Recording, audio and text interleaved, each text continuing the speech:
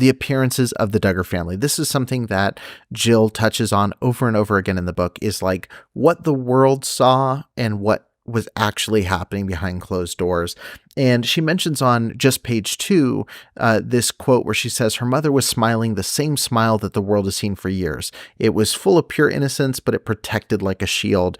And it was a voice full of sweetness and joy, but she knows this voice well. And there's a lot of moments like that where she says, there's this thing people saw, there's this thing that I actually knew was behind it. And this idea of portraying yourself to be this perfect, sweet, kind person, and then having all these layers underneath is something that is repeated and reiterated throughout the book and throughout Jill's story.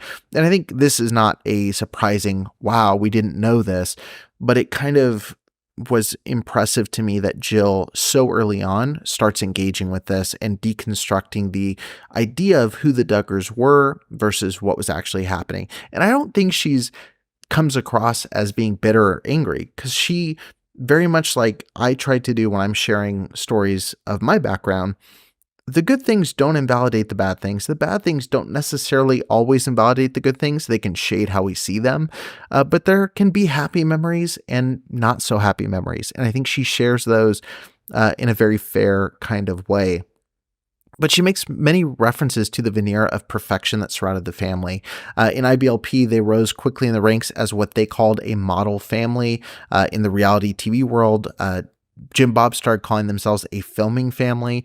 And the more that they gained popularity, it clearly further enhanced the need for the Duggars to maintain a specific image, particularly because not carrying through that image was going to affect them where it hurt the most, which was, of course, their wallets. And as you'll see, that's a driving force for much of what Jim Bob does throughout the series of this story. You know, Jill states things like, we knew the unwritten script we needed to follow, and I had to keep my reality far away from TV. There's just a lot of references here, and I think that's really important, and I think it's a really helpful part of the book.